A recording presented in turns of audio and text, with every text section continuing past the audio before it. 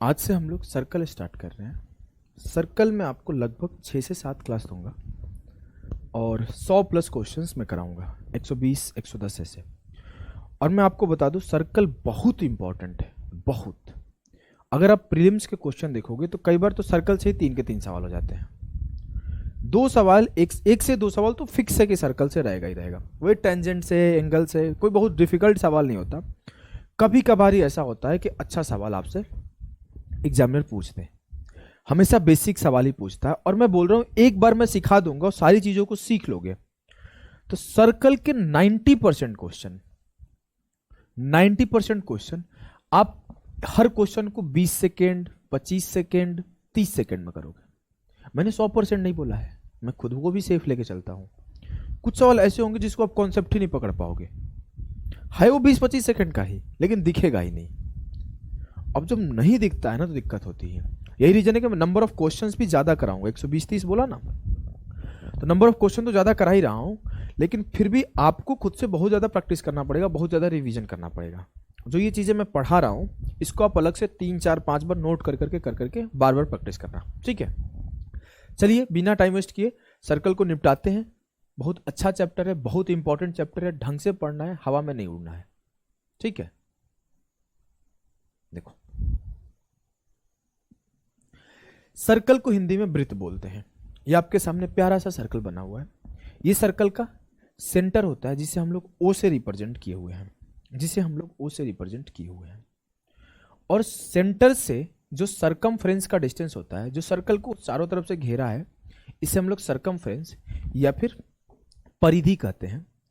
उस परिधि को जो टच कर रहा होता है सेंटर से, चाहे कहीं से भी टच करे, चाहे ये यहां से यहां टच करे, चाहे वो यहां से यहां टच करे, चाहे वो यहां से यहां टच करे, चाहे वो यहां से यहां टच करे, ये सब के सब रेडियस होते हैं जिसे हम लोग त्रिज्या कहते हैं। सरकमफ्रेंस तो हम लोग अभी ज्योमेट्री पढ़ रहे हैं तो सरकमफ्रेंस निकालने नहीं सीखेंगे। जब हम लोग मेंसुरेशन 2D पढ़ते हैं तो सरकमफ्रेंस निकालने और एरिया निकालने सीखते हैं। फिर भी आपको अगर सरकमफेरेंस ऑफ सर्कल पूछे तो बता सकते हो 2πr होता है। क्लियर है? बोलोगे जी सर क्लियर है। अब मैं उसको बताने से पहले एक छोटी सी चीज और बता दूं, दिन में आगे बढ़ूंगा। छोटी चीज पहले ये बता दूं कि जो हमने क्या सीखा, हमने ये सीखा कि अगर मैं सेंटर से सरकमफ्रेंस का डिस्टेंस देखूं तो ओ रेडियस होता है। बोलोगे जी सर, लेकिन सरकमफ्रेंस से इधर भी आर चला जाऊं, इधर भी आर चला जाऊं तो ये 2r होता है। ये जो 2r होता है वो डायमीटर ऑफ सर्कल होता है। ये जो 2r होता है वो डायमीटर ऑफ सर्कल होता है, बयास होता है, ठीक है। ठीक है, तो ये पॉइंट आपका क्लियर है। इसके ऊपर हम लोग बाद में डिस्कशन करते हैं। अगली चीज आप समझना, जब हम लोग अगली चीज समझे कि अगर कोई सर्कल है, कोई भी सर्कल है आपके सामने जिसमें हमने एक लाइन ऐसे ड्रॉ कर दिया, कहीं से भी ड्रॉ कर सकता हूं, मेरे घर की खेती है, कोई हमें रोक नहीं सकता है। हमने सर्कल ऐसे बनाया, हमने ऐसे ड्रॉ कर दिया, हमें मन कर रहा है हम ऐसे ड्रॉ कर दो, हम ऐसे ड्रॉ कर दो, कहीं भी ड्रॉ कर सकता हूं, कोई हमें रोक नहीं सकता। देखो ऐसे ऐसे। अगर सिर्फ उसके एक सरकमफेरेंस से दूसरे सरकमफेरेंस के पॉइंट को टच करना चाहिए, जब वो टच कर रहा होता है, जैसे एग्जांपल के लिए हमने बोला ये टच कर रहा है, ये टच कर रहा है P से Q तक, तो जो ये आपका PQ होगा इसे हम लोग बोलते हैं कॉर्ड ऑफ सर्कल। ये जो आपका PQ होगा इसे हम लोग बोलते हैं कॉर्ड ऑफ सर्कल। PQ क्या है? Chord of circle. समझ गए? PQ जो है आपका वो क्या है? Chord of circle. Chord of circle. PQ वृत्त की जीवा है। अच्छा लिखा तो है यार, PQ कॉर्ड ऑफ सर्कल हम लिख रहे हैं। मेरा हैबिट है ना कि मैं सब लिख लिख के पढ़ाता था, जैसे मेरा शुरुआत का हैबिट था कि मैं सब कुछ प्रॉपर लिख देता हूँ, तो मेरा ये हैबिट खत्म ही नहीं होता। मैं लिखवा के हर चीज लाया हूँ, टाइपिस्ट बैठाया हूँ कि सब कुछ प्रॉपर लिख के स्टाइलिश डिजाइनिंग बना के दो। कॉपी दे देता हूँ, कॉपी पे लिख के दे देता हूँ, फिर भी मैं लिख रहा हूँ PQ chord of circle. PQ जो है इस वृत्त की जीवा है। अगर मैं बोलूं PQ जीवा है सर, तो आगे आप समझना, अगर इस PQ के नीचे हम लोग देखें तो एक लाइन बन रहा है और ये छोटा है सर। किससे छोटा है? इस लाइन से। तो जो छोटा है उसे हम लोग माइनर आर्क बोलेंगे और जो बड़ा है उसे हम लोग मेजर आर्क बोलेंगे। आपको यह भी पता होना चाहिए कि ये आर्क होता है, जो ये लेंथ है उसे आर्क बोलते हैं, और अगर वो छोटा वाला पार्ट है तो उसे हम लोग लघु चाप या फिर माइनर आर्क बोलते हैं, और अगर बड़ा वाला चाप है तो उसे हम लोग दीर्घ चाप या फिर मेजर आर्क बोलते हैं। ठीक है, तो ये तो सर आपने लाइन का नाम बताया ना, हाँ ये लाइन का नाम हम लोग आर्क बताएं, माइनर आर्क। इस लाइन का नाम हम लोग आर्क बताएं, मेजर आर्क। लेकिन अगर हम लोग एक चीज का बात करें, किसका, इस एरिया का, किस एरिया का, इस एरिया का, तो जो छोटा वाला पार्ट है किससे, कॉर्ड से, जीवा से, जो छोटा वाला पार्ट है उससे हम लोग बोलते हैं माइनर सेगमेंट। कई बार सवाल आएगा लघु खंड का एरिया, तो मतलब छोटा वाला सेगमेंट का एरिया, और जो ऊपर है वो बड़ा है, जो ऊपर है वो बड़ा है, तो इसके लिए हम लोग बोलेंगे ये जो बड़ा वाला है वो मेजर है, तो मेजर सेगमेंट का एरिया, दीर्घ खंड का एरिया, प्रमुख नहीं दीर्घ, दीर्घ खंड का एरिया। ये गूगल की कमाल है, दीर्घ खंड की एरिया। आप ये बात समझ गए, दीर्घ खंड का एरिया। तो आपको लघु खंड, दीर्घ खंड, माइनर, मेजर दोनों सेगमेंट समझ में आ गया, माइनर आर्क समझ में आ गया, मेजर आर्क समझ में आ गया। आगे बढ़े, आगे आपको समझ में आएगा कि अगर मैं उस PQ से ये एंगल फॉर्म करूं, कुछ यहां पे, कुछ यहां पे एंगल फॉर्म करूं, सेंटर पर, सेंटर पर एंगल फॉर्म करूं, तो मैं इसे दो तरीके से बोल सकता हूं। ध्यान से देखना कैसे तरीके से, कि PQ आर्क से सेंटर पर बना एंगल, या फिर मैं ऐसे भी बोल सकता हूं PQ कॉर्ड से सेंटर पर बना एंगल। तो ये हमारे ऊपर है कि मैं कब कैसे बोलूं, मतलब सवाल में दोनों तरीके से फंसा देगा। कभी बोल देगा PQ कॉर्ड से सेंटर पर बना एंगल, कभी बोलेगा आर्क PQ द्वारा बनाया गया angle, angle formed by arc PQ, angle formed by chord PQ। It's all depending on the mood of examiner कि वो कौन सा लैंग्वेज यूज कर रहा है। वो यूज कर रहा है कि आर्क PQ के द्वारा सेंटर पर बना एंगल, या फिर वो यूज कर रहा है कि कॉर्ड PQ के द्वारा बना एंगल। लेकिन जिससे भी बने, बनेगा तो यही भैया, बोलेंगे जी सर। तो इसे हम लोग बोलते हैं सेंट्रल एंगल, केंद्रीय कोण, केंद्र पे बना कोण केंद्रीय कोण, सेंटर पर बना एंगल सेंट्रल एंगल। तो इसे अगर आप डेफिनेशन लिखना चाहो तो angle formed by chord on centre is called the centre angle. केंद्र पर जीवा द्वारा निर्मित कोण को केंद्रीय कोण कहते हैं। आप ऐसे भी लिख सकते हो एंगल फॉर्म्ड बाय कॉर्ड और आर्क, आर्क भी तो वही PQ आर्क, कोई समस्या की बात नहीं, बात वही है, भाषा भाषा की बात है। जी सर एकदम बात सही है। अब हम लोग सर जब सेंटर पे बना रहे थे, सेंटर पे बना रहे थे तो सेंट्रल एंगल कह रहा था, लेकिन जब हम लोग उसी कोई कॉर्ड से या फिर उसी कोई आर्क से हम लोग किसी सरकमफेरेंस पे बनाए तो क्या बोलते हैं। जैसे देखो इसी कॉर्ड से हम लोग इस सरकमफेरेंस पॉइंट पर, इस पॉइंट पर, या फिर इस पॉइंट पर, या फिर इस पॉइंट पे बनाए तो क्या बोलते हैं सर। जब हम लोग इससे इस पॉइंट पे बनाएंगे तो इसे बोलते हैं इंस्क्राइब्ड एंगल, अंकित कोण, अंकित कोण बोलते हैं। अब देखो जब हम लोग इससे इस पे बना रहे हैं तो अब देखो PQ कॉर्ड से इस पे बना, PQ कॉर्ड से इस पे बना, PQ कॉर्ड पे इससे बना, PQ कॉर्ड पे कॉर्ड से इससे बना। यही रीजन है ना कि आपको minor arc, major arc, minor segment, major segment पढ़ना पड़ता है। सेंटर वाले में तो कोई दिक्कत नहीं था, एक ही सेंटर है, एक ही जगह बनेगा। मैं बोल सकता हूं PQ कॉर्ड से सेंटर पे बना एंगल सेंट्रल एंगल, मन किया बोल दिया आर्क PQ से बना एंगल सेंट्रल एंगल। लेकिन अब यहां से बोलेगा कि PQ आर्क से, PQ आर्क से, PQ आर्क से बना एंगल। अब ये क्लियरली बोलेगा कि मेजर सेगमेंट पर एंगल बना है, माइनर आर्क से एंगल बना है। बोलेगा PQ a minor arc form a angle on a major arc. अब देखो कैसे यूज करना शुरू किया भाषा को। क्यों हमने क्या चीजें पढ़ा, रीजन समझ रहे हो कि अगर बोलेगा PQ से बना एंगल, आप कैसे बनाओगे, या तो आप गेस लेके बनाओगे, या तो यहां बन सकता है या तो यहां बन सकता है, या फिर वो क्लियरली डिफाइन कर दे कि मेजर आर्क पे बना है, माइनर आर्क से बनाए हो। बनना वाला एंगल को हम लोग इंस्क्राइब्ड एंगल बोलते हैं। Angle found by the arc और chord on circumference is called inscribed angle. परिधि पर चाप या जीवा द्वारा निर्मित कोण को केंद्रीय, ये क्या है भैया, अंकित कोण कहा जाता है।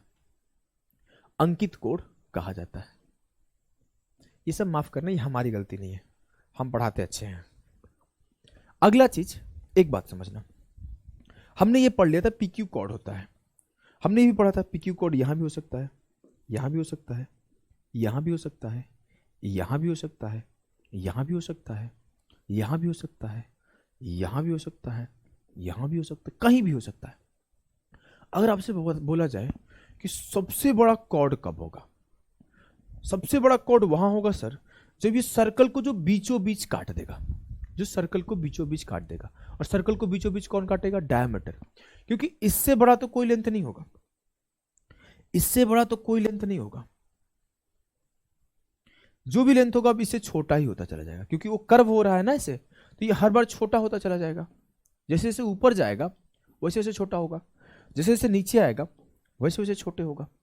जो सबसे बड़ा होगा वो हमेशा डायमीटर ऑफ सर्कल होगा, चाहे वो इस तरीके से क्यों ना खींच दूं, ऐसे भी तो खींच सकता हूं, चाहे मैं इस तरीके से क्यों ना खींच दूं, लेकिन वो होगा तो क्या, यही होगा ना, कोई और इसका प्लेस ले सकता है क्या। चाहे मैं किसी भी डायरेक्शन में खींच दूं, हम चाहे ऐसे ही क्यों ना खींचते, चाहे हम ऐसे ही क्यों ना खींचते, होगा तो यही। बोलोगे जी सर आपकी बात एकदम सही है। तो आपने क्या सिखाया, आपने ये सिखाया कि जो हमारा बयास होता है ना वो हमारा सबसे बड़ा कॉर्ड होता है। और मैं बता दूं ना कि सिर्फ इस लाइन से कितनी बार कितने सारे सवाल पूछे हैं आपको पता ही नहीं है, कितना बार कितने सारे सवाल पूछे हैं सिर्फ इस लाइन से। कई बार तो ऐसे बोल देता है longest chord of the circle is 24 centimetre, find the area of circle.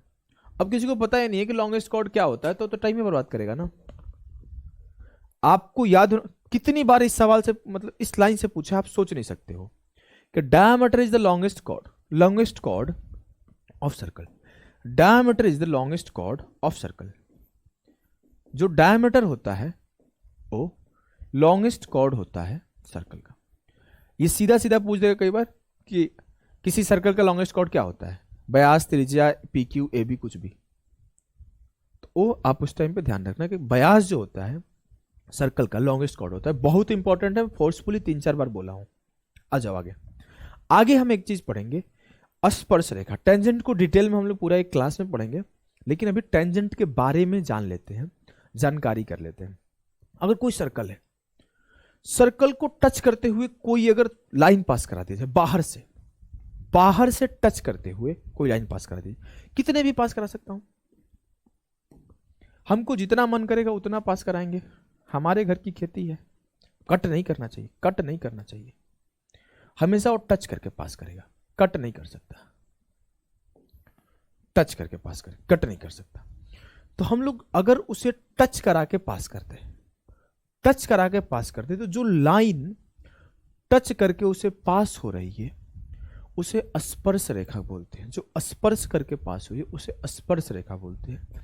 अगर उसे इंग्लिश में बोले तो उसे टेंजेंट बोलते हैं। द लाइन जो पार करता है टच करके उसे हम लोग स्पर्श रेखा बोलते हैं। और जो टच करता है किसी पॉइंट पे टच करता है, वो जब भी टच करता है तो किसी पॉइंट पे टच करता है, एक ही पॉइंट पे टच करता है, ये बात भी ध्यान रखना, वो एक ही पॉइंट पे टच करता है। और जिस पॉइंट पे टच करता है उस पॉइंट को हम लोग टेंजेंशियल पॉइंट करते हैं। अगर ए पे टच किया, बी पे टच किया, सी पे टच किया, तो जो पॉइंट पर टच हुआ उसे हम लोग टेंजेंशियल पॉइंट कहते हैं। और अगली बात जो कि मोस्ट इंपॉर्टेंट है, जिसका यूज करके बहुत बार सवाल आपको आएंगे, कि अगर मैं सेंटर से उस टेंजेंशियल पॉइंट को मैच करा देता हूं, अगर मैं सेंटर से उस टेंजेंशियल पॉइंट को टच करा देता हूं, अगर मैं सेंटर से उस टेंजेंशियल पॉइंट को टच करा देता हूं तो हमेशा 90 डिग्री होता है। The line joining the tangent point, tangential point वही होना चाहिए, to centre is always perpendicular. इस पॉइंट से इसको टच कराने पे 90 डिग्री बनता है। क्लियर है? बोलोगे जी सर क्लियर है। आगे बढ़ते हैं। अगली चीज आप ध्यान देना कि angle found by major arc और angle found by minor arc क्या कॉन्सेप्ट है। हमने यहां पे ये तो सिखा दिया इंस्क्राइब्ड एंगल क्या होता है। अब मैं आपको अगली बात सिखा रहा हूँ, इंस्क्राइब्ड एंगल। अब मैं आगे सिखाऊंगा इंस्क्राइब्ड एंगल, सेंट्रल एंगल में क्या रिलेशन होता है, क्या कैसे सवाल पूछता है इंस्क्राइब्ड एंगल के द्वारा। एक ये लाइन लिखा हुआ है, ध्यान से पढ़ लो। Angle formed by same chord और same arc is same, always same. अगर किसी पीक्यू कॉर्ड से कोई एंगल बनाया जा रहा है तो हमेशा हमेशा बराबर होता है। अगर कोई पीक्यू कॉर्ड या पीक्यू आर्क से कोई सरकमफेरेंस पर एंगल बनाया जा रहा है तो हमेशा सेम है। अगर मैं बोलूं, मैं चाहूं तो इस पीक्यू आर्क, आपको जो बोलना है सो बोलो, पीक्यू आर्क बोल दो चाहे पीक्यू कॉर्ड बोल दो, मैं इस कॉर्ड से एंगल फॉर्म करने बोल दूं या फिर इस आर्क से एंगल फॉर्म करने बोल दूं, समझ वही होनी चाहिए। मैं कितना भी एंगल फॉर्म कर दूं, जैसे एक ए फॉर्म है एक बी फॉर्म है, तो आपको ध्यान रहे कि ए और बी बराबर होगा। अब मैं एक मन कर रहा है सी फॉर्म कर दूं, मन कर रहा है सी फॉर्म कर दूं, तो ये सी भी बराबर होगा ए बी सी भी बराबर होगा। मन कर रहा है एक डी फॉर्म कर दो तो ये डी भी बराबर होगा ए बी सी के। अगर मन कर रहा है एक यहां पे ई फॉर्म कर दो तो ये ई भी बराबर होगा ए बी सी डी के। मन कर रहा है यहां पर एफ फॉर्म कर दो तो ये एफ भी बराबर होगा। मतलब अगर आप लिखना चाहते हो तो थोड़ा अलग से भी लिख सकते हो कि अगर ये मेरा PQ आर्क है तो PQ आर्क से बना एंगल यहां पे थीटा, यहां पे भी थीटा, चाहे मैं कहीं पे भी बना दूं। अगर ये माइनर आर्क से बना है तो बनने वाला मेजर आर्क पे हर एंगल थीटा ही फॉर्म करेगा। सिर्फ इससे आपके कई इतने सवाल आते हैं, इतने सवाल आते हैं आप सोच नहीं सकते। चाहे मैं कहीं पे भी बनाऊं ये थीटा ही बनेगा, ये थीटा ही बनेगा।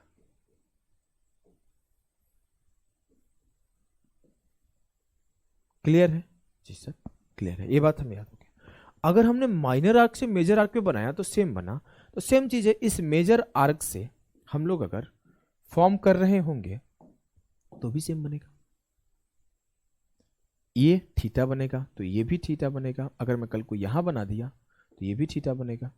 अगर मैं कल को यहां बना दिया, हमेशा इस बात का ध्यान रखो, बीच में कहीं नहीं, ऐसा ना बोल देना कि हमने एक यहां पे बना दिया सर ये भी डी बनेगा, नहीं नहीं, हमेशा वो टच करना चाहिए इसके सरकमफेरेंस को। मान लो मैंने यहां बना दिया, मान लो हमने यहां बना दिया, सरकमफेरेंस को टच करना मस्ट है, सरकमफेरेंस को टच करना मस्ट है। एंगल, इस लाइन को ध्यान रखना, angle formed by chord is always same. And the next thing is कि जो एंगल फॉर्म्ड होता है माइनर आर्क या फिर मेजर आर्क या फिर कोई भी पीक्यू कॉर्ड के द्वारा किसी भी सरकमफ्रेंस पर उस सेंट्रल एंगल का आधा होता है। या फिर आप बोल सकते हो कि जो सरकमफ्रेंस में फॉर्म हुआ उसका 2 गुना होता है सेंट्रल एंगल। देख लो, the angle subtended at the centre is twice the angle subtended at the circumference. केंद्र पर बना कोण परिधि पर बने कोण का 2 गुना होता है। केंद्र पर बना कोण परिधि पर बने कोण के 2 गुना होता है। अगर कल को मेरा थीटा यहां बना है तो भी 2 थीटा यहां बनेगा। कल को थीटा इस कोने में बना है, कल को थीटा इस कोने में बना है तो भी ये 2 थीटा बनेगा। कल को थीटा यहां बना है तो भी ये 2 थीटा बनेगा। कल को थीटा यहां बना है तो भी ये 2 थीटा बनेगा। कल को थीटा यहां बना है तो भी 2 थीटा बनेगा। आपको बस क्या ध्यान रखना है कि जब भी आपके सरकमफ्रेंस पर जो भी एंगल बना है उसका 2 गुना हमेशा सेंटर पे बनेगा, उसका 2 गुना हमेशा सेंटर पे बनेगा। बोलेंगे जी सर ये चीजें हमें याद हो गई, ये चीजें हमें याद हो गई, प्रूफ करा दूं क्या? चलो प्रूफ करा देता हूं। अच्छा, मैंने बोला एक सर्कल है, बोलोगे जी सर। ये PQ है, बोलोगे जी सर। हमने माना कि ये सेंटर है, हाँ सर। ये एंगल ऐसे हो गया। हमने मान लिया कि यहां पर कोई एंगल फॉर्म हो रहा है। अपने घर की खेती है, हम अपने घर से कुछ भी मान सकते हैं। हमने इस पॉइंट से इसे मैच करा दिया, बोल दिया यहां पे अल्फा एंगल फॉर्म हो रहा है और यहां पे बीटा एंगल फॉर्म हो रहा है। क्या इस बात से किसी को दिक्कत है? हमने इस वर्टिसेस से सेंटर को मिला दिया और बोला कि इस पॉइंट पर अल्फा एंगल फॉर्म हो रहा है और इस पॉइंट पर बीटा एंगल फॉर्म हो रहा है। ऐसा तो नहीं एंगल बाइसेक्टर है, बोल तो नहीं सकते, हमें तो नहीं पता है। लेकिन इतना हमें पता है सर कि ये मेरा रेडियस है, ये भी मेरा रेडियस है, ये भी मेरा रेडियस है, तीनों के तीनों रेडियस ऑफ सर्कल है, तीनों के तीनों रेडियस ऑफ सर्कल है। और आपको पता है जब ये भी रेडियस है, ये भी रेडियस है, तो ये जो ट्रायंगल फॉर्म हो रहा है ये एक आइसोसेलेस ट्रायंगल फॉर्म हो रहा है। अगर ये एंगल अल्फा है तो ये एंगल भी अल्फा होगा, अगर ये एंगल अल्फा है तो ये एंगल भी अल्फा होगा। बोलोगे जी सर, आपको ऑलरेडी सिखा चुका हूं कि exterior angle, line and angle में ही सिखाया हूं, exterior angle is sum of opposite interior angle के बराबर होता है। अगर मैं इस आर को थोड़ा और आगे बढ़ा दूं तो जो मेरा इस पर्टिकुलर ट्रायंगल का एक्सटीरियर एंगल फॉर्म होगा वो क्या होगा, ये। तो ये sir alpha plus alpha 2 alpha नहीं होगा, हो जाएगा एकदम। और सेम काम यहां करोगे, जब इस ट्रायंगल को देखोगे तो ये बीटा बन रहा है तो ये भी बीटा बनेगा, तो बीटा प्लस बीटा, ये 2 बीटा नहीं बन जाएगा। बोलोगे जी सर बन जाएगा। अब ये अल्फा प्लस बीटा है, ये 2 अल्फा प्लस 2 बीटा है, तो ये अल्फा प्लस बीटा का दोगुना एंगल यहाँ 2 अल्फा प्लस 2 बीटा फॉर्म होता है। यही बात आपने यहाँ पे प्रूफ किया कि अगर ऊपर थीटा फॉर्म होता है तो इसका दोगुना 2 थीटा यहाँ पे फॉर्म होता है। क्लियर है जी सर, एकदम क्लियर है। जैसे आप माइनर आर्क के लिए किए हो वैसे आप मेजर आर्क के लिए भी कर सकते हो। कि आप बोलोगे सर इस मेजर आर्क से अगर सरकमफेरेंस पर थीटा एंगल फॉर्म होता है, अगर इस मेजर आर्क से सरकमफेरेंस पे थीटा एंगल फॉर्म होता है तो इसके जो सेंटर पर बनने वाला एंगल होगा वो 2 थीटा होगा। इस फोटो को बहुत ध्यान से समझना, इस फोटो से जब सवाल बनता है तो अच्छे अच्छे बच्चे परेशान हो जाते हैं। इस फोटो को बहुत ध्यान से समझना कि जब मेजर आर्क से सरकमफेरेंस पर थीटा एंगल फॉर्म होगा तो उसके सेंटर पर इसका 2 थीटा फॉर्म होगा। यहां थीटा तो यहां 2 थीटा। अगर मैं कल को बोल दूं यहां थीटा तो यहां 2 थीटा। क्या इस बात से आपत्ति है, विपत्ति है, कष्ट है, पीड़ा है, परेशानी है? बिल्कुल नहीं है सर। एक चीज अब आप आगे समझना, इसको प्रूफ करा दो क्या? चलो यहीं पे प्रूफ कराता हूं तो आप अगला स्टेटमेंट क्लियरली समझ जाओगे। लिखा हुआ है तो समझ ले। आ जाओ। मैं बोला कि अगर ये 2 थीटा है, कब सर? जब ये मेजर आर्क से हमने इसके सरकमफ्रेंस पर थीटा फॉर्म किया तो मेरा ये 2 थीटा फॉर्म होगा। हाँ एकदम बात सही है। अब मुझे बचपन में ही पढ़ा था कि जो कंप्लीट सर्कल होता है, जो कंप्लीट सर्कल होता है वो 360 डिग्री का होता है। हाँ सर। अब ये मेरा 2 थीटा हो गया तो जो मेरा बच गया रेस्ट, वो 360 माइनस 2 थीटा हो गया। जो मेरा रेस्ट बच गया वो 360 माइनस 2 थीटा हो गया। बोलोगे एकदम सही है सर। अब आपने ही पढ़ाया है, हम नहीं कुछ जानते हैं कि जो सेंट्रल एंगल होता है हमेशा इसका दोगुना होता है। मतलब यहां पे अगर 360 माइनस 2 थीटा बना है तो यहां 180 माइनस थीटा बनेगा, क्योंकि आपने ही पढ़ाया है सर, कोई और नहीं सिखाया है कि अगर यहां 2 थीटा है तो यहां थीटा होगा, अगर यहां थीटा है तो यहां 2 थीटा होगा। मतलब इन दोनों के बीच 1:2 का रिलेशन होगा। अगर एक होगा तो एक 2 होगा, अगर ये 10 होगा तो 20 होगा, अगर 50 होगा तो 100 होगा, ऐसे होगा। अगर ये 50 होगा तो ये 100 होगा, अगर ये 200 होगा तो 100 होगा। मतलब अगर ये मेरा 360 माइनस 2 थीटा है तो इसका आधा ये 180 माइनस थीटा हो जाएगा, 180 माइनस थीटा। तो हमें एक और चीज पता चला। वैसे इस चीज को मैं आगे पढ़ाऊंगा फिर से आपको साइक्लिक क्वाड्रिलेटरल में, लेकिन दोबारा पढ़ाऊंगा वहां पे। यहां पर एक बार पहले डिस्कस कर दो कि जो इस एंगल का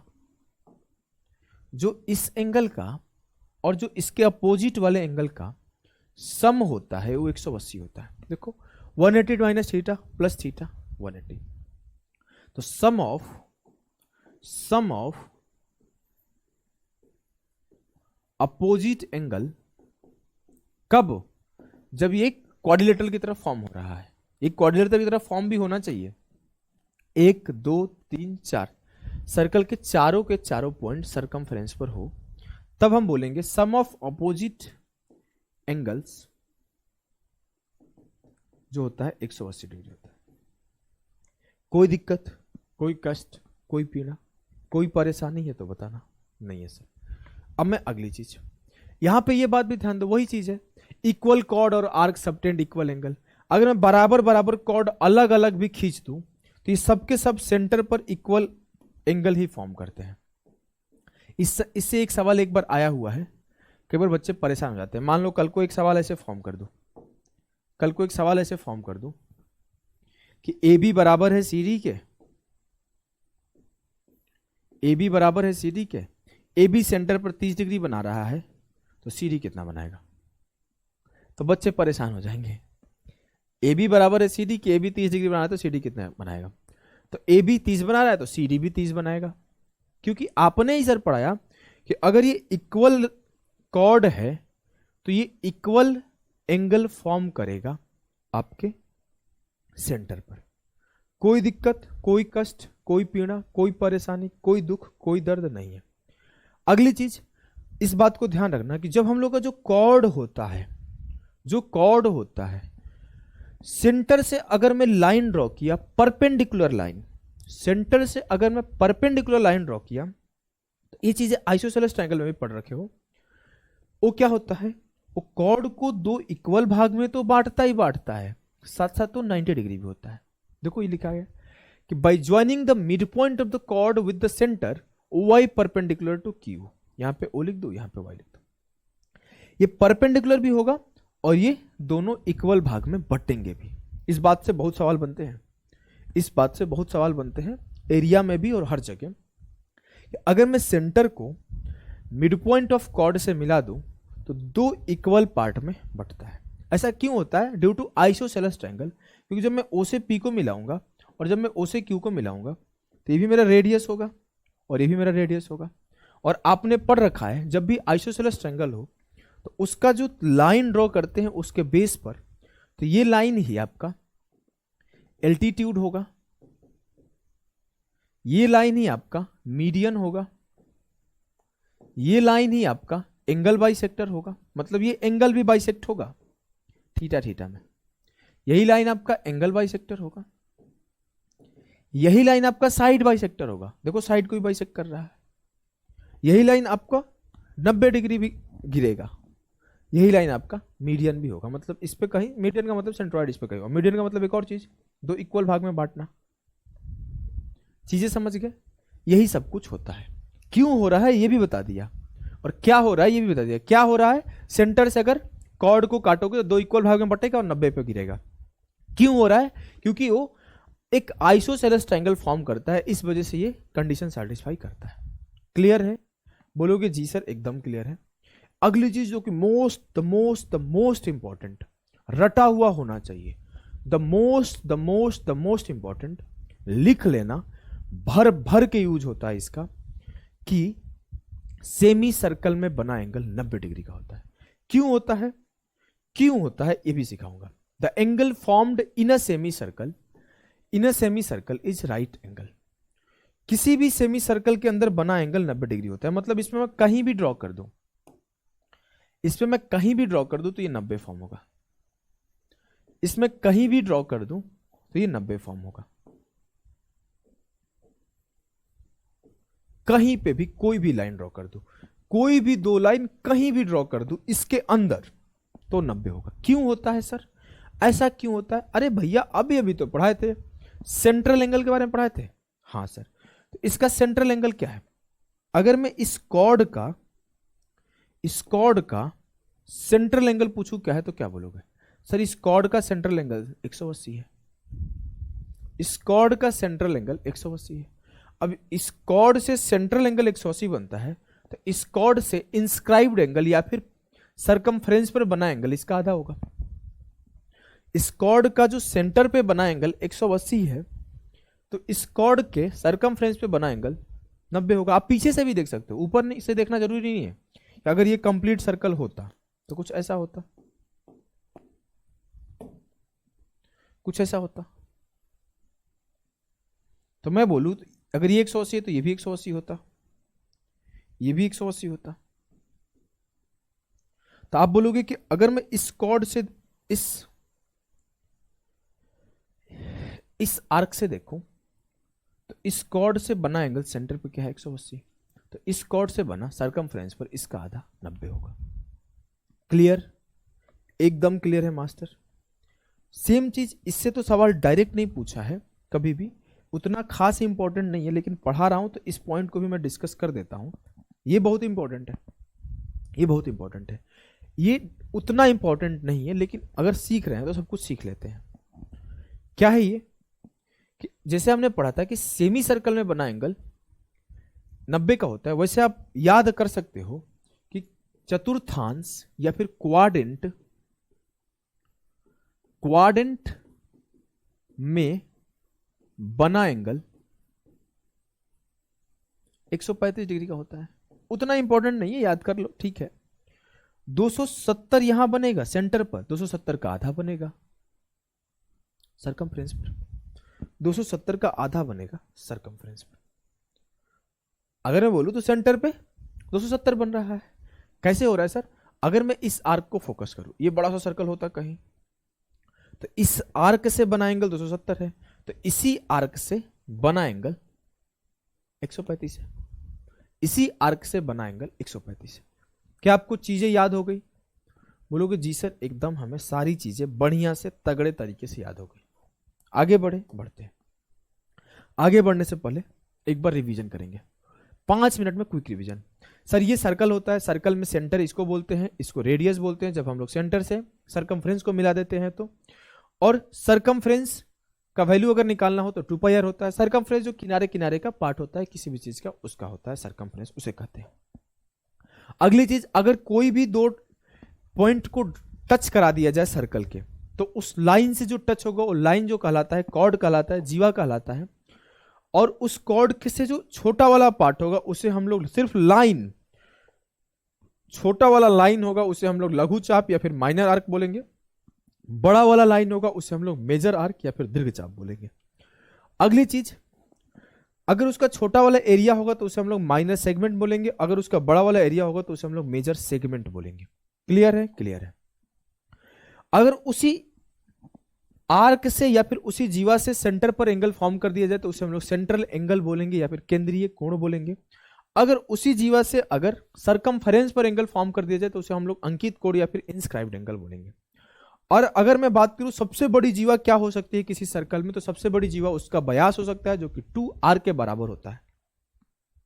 अगली चीज, अगर मैं किसी सर्कल के किसी एक पॉइंट को बाहर से टच करा दूं तो जो टच करने वाली लाइन होती है उसे हम लोग टेंजेंट बोलते हैं, और जो पॉइंट पे टच करती है उसे हम लोग टेंजेंशियल पॉइंट बोलते हैं।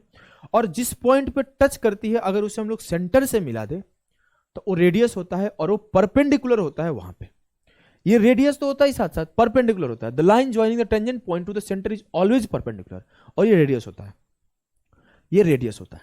ठीक है, चलो अगली चीज जो आपका बहुत इंपॉर्टेंट है, इससे बहुत सवाल बनता है। सबसे इंपॉर्टेंट कि आपका PQ कॉर्ड हो या चाहे PQ आर्क हो, उससे बना हर इंस्क्राइब्ड एंगल या फिर उससे बनने वाला कोई भी एंगल जो कि सरकमफेरेंस पे बन रहा है, सबका सब इक्वल होता है। ये बात आप सीख गए। चाहे हम लोग इस मेजर आर्क से बनाए सरकमफ्रेंस पर, चाहे हम लोग इस माइनर आर्क से बनाए सरकमफ्रेंस पर, बनने वाला एंगल हमेशा बराबर होगा। ठीक ठीक है। अगला चीज, relation between angle formed on circumference and angle formed on centre. क्या होता है कि जो आपका सेंटर पर एंगल फॉर्म होता है वो हमेशा सरकमफ्रेंस पर बने एंगल का 2 गुना होता है। उल्टा भी बोल सकते हो, जो सरकमफ्रेंस पर एंगल फॉर्म होता है सेंटर पर बने एंगल का आधा होता है। क्लियर है? क्लियर है। कैसे होता है? प्रूफ के साथ। कैसे होता है सर? जरूरी नहीं कि सिर्फ माइनर, मेजर को भी आपको ध्यान रखना है कि मेजर आर्क से अगर एंगल पे 2 थीटा बना है तो वो सरकमफ्रेंस पर थीटा ही बनेगा। उसी चीज को जब हम लोगों ने प्रूफ किया कि अगर ये 2 थीटा है तो ये 360 माइनस 2 थीटा होगा, इसका आधा आपके यहां पे बनेगा 180 माइनस थीटा। तो हमने क्या प्रूफ किया कि अगर ये चतुर्भुज फॉर्म कर रहा हो, एक क्वाड्रिलेटरल फॉर्म कर रहा हो, क्वाड्रिलेटरल फॉर्म कर रहा हो, साथ साथ इस पॉइंट को भी क्लियर किया गया है। क्या क्लियर किया गया है? उसका चारों के चारों पॉइंट उसके सरकमफ्रेंस पर है, तो आपको बोल सकते हो अपोजिट ऑफ 2 एंगल का सम 180 होता है। Opposite of sum of opposite of 2 angle 180 होता है। अगली चीज बहुत इंपॉर्टेंट है, ये उतना खास इंपॉर्टेंट नहीं, कभी कभार पूछ लेता है, पीछे जो सबसे इंपॉर्टेंट है बता दिया हूं कि अगर इक्वल कॉर्ड है और सेंटर पर एंगल बनाएगा तो इक्वल एंगल बनाएगा। Chord formed angle formed by equal chord is always equal. The next thing is कि अगर मैं सेंटर से कॉर्ड को मिला दूं उसके मिड पॉइंट को, तो वो दो इक्वल भाग में काटता है, 90 डिग्री पे काटता है, और अगर ऊपर ट्रायंगल बन गया है तो उसे दो इक्वल एंगल में भी बांटता है। क्यों ऐसा होता है? क्योंकि आइसोसेलेस ट्रायंगल फॉर्म होता है वहां पे। अगली चीज सबसे इंपॉर्टेंट, बेस्ट और मोस्ट इंपॉर्टेंट, कि सेमी सर्कल में बना एंगल 90 होता है। कैसे होता है? प्रूफ करा दिया। अगली चीज, क्वाड्रेंट में बना एंगल 135 होता है। रट्टा लगाने का मन है रट्टा लगाओ, नहीं लगाने का मन है कर लेंगे हम लोग तब। अगली चीज, इस सवाल को सॉल्व करो। अगर मैं बोलूं ये एंगल मेरा 270 है तो इसका वैल्यू क्या होगा? बताओ। अगर मेरा ये एंगल 270 है तो इसका वैल्यू क्या होगा? हम बोलेंगे सर इस आर्क से देख रहे हैं हम लोग, ये 270 है तो ये क्या होगा? सर पूरा 360 होता है, आपने ही पढ़ाया था, पूरा सर्कल 360 होता है, तो ये वाला मेरा 90 होगा। ये 270 है तो ये 90 हो गया। अब ये सेंटर पर बना एंगल 90 है तो सरकमफ्रेंस पे बना एंगल क्या होगा? आधा इसका 45, आधा इसका 45। चलो यहां बताओ, अगर सेंटर पर बना एंगल 135 है तो इसका वैल्यू क्या होगा?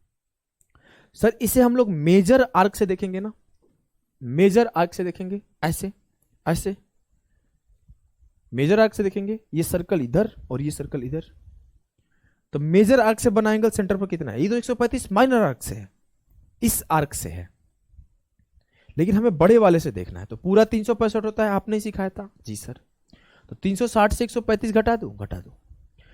360 से 135 घटाया तो 225 आया। तो मेजर आर्क से बना एंगल 225 है, तो सरकमफ्रेंस पे बनेगा 225 का आधा 112.5, 225 का आधा 112.5। क्लियर है? बोलोगे जी सर एकदम क्लियर है। तो मैं आज कॉन्सेप्ट सेक्शन यहीं पे एंड करता हूं। नेक्स्ट सेशन में हम लोग लगातार लगभग आपके 40 सवाल, 35 सवाल ऐसे होंगे, 35 के लगभग सवाल है, 35 सवाल हम लोग सिर्फ इस टॉपिक से डिस्कस करेंगे। एक बार ढंग से रिवाइज करना, और जो सवाल होगा पहले खुद सॉल्व करना, नहीं तो समझ में कम आएगा, क्योंकि मैं थोड़ा तेज रहूंगा। तो अभी के लिए इतना ही, टाटा बाय बाय, सभी को मिलते हैं नेक्स्ट सेशन।